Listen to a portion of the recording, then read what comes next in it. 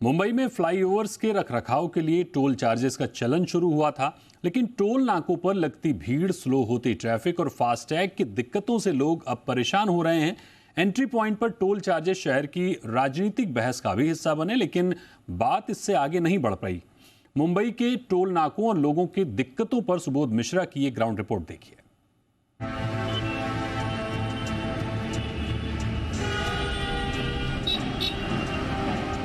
मुंबई शहर के सभी बड़े एंट्री पॉइंट्स पर लोगों का स्वागत ट्रैफिक जैम, लंबी लाइनों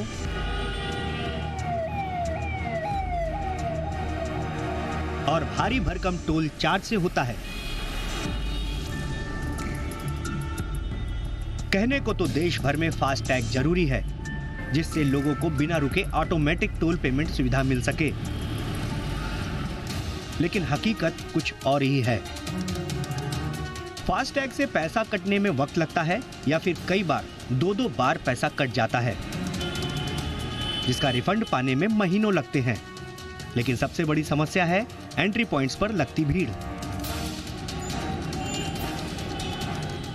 प्रशासन और महाराष्ट्र गवर्नमेंट कुछ करती नहीं है और सबको 25-25 करोड़ रुपए एमएलए को दिया हुआ है। क्या करेंगे उस पैसे का पता नहीं है। पैसा भर के भी परेशानी है। अच्छा है बारिश नहीं है तो इससे ज़्यादा परेशानी है। मेरा फास्टैग है फिर भी मैं लाइन में खड़ा हूँ। तो वेरी वर्स्ट यानी आदमी परेशान हो जाता है। यानी हम पेमेंट भी कर रहे, टोल भी दे रहे, तो भी उसके लाइन में खड़े रहना परेशानी है।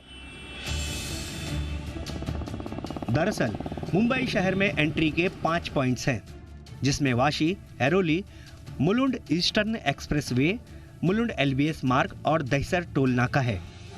दरअसल शहर में बनाए गए 55 फ्लाईओवर्स और पुलों के रखरखाव के खर्चों की भरपाई के लिए टोल वसूली की व्यवस्था लागू की गई थी।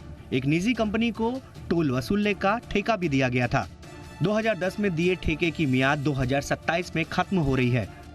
आरटीआई कार्यकर्ता अनिल गलगली के मुताबिक ठेके के वक्त टोल कॉन्ट्रैक्टर कंपनी ने राज्य सरकार को 2100 करोड़ रुपए दिए थे, लेकिन उससे कहीं ज्यादा वसूली अब तक हो चुकी है।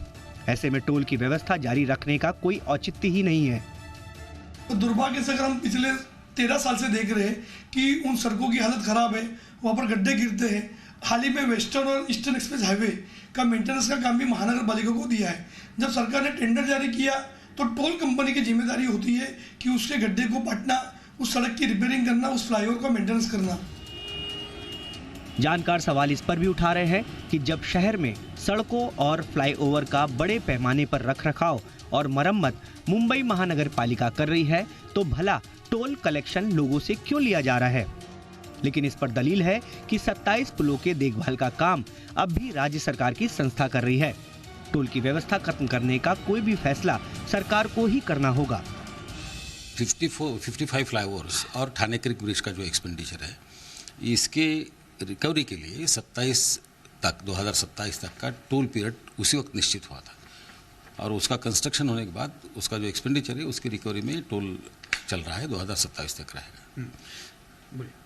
बेसिकली ब्रिजेस के लिए, फ्लाईओवर्स के लिए। शहर में फ्लाईओवर बनने से लोगों को थोड़ी राहत तो मिली, लेकिन अब टोल नाकों पर भीड़ परेशानी पैदा कर रही है। ऐसे में लोगों को उम्मीद है कि 2027 के बाद इन टोल नाकों को शहर के एंट्री पॉइंट से हटाया जाएगा। मुंबईकरों से इन 5 एंट्री पॉइंट से पिछले 13 सालों से टोल वसूली की जा रही है।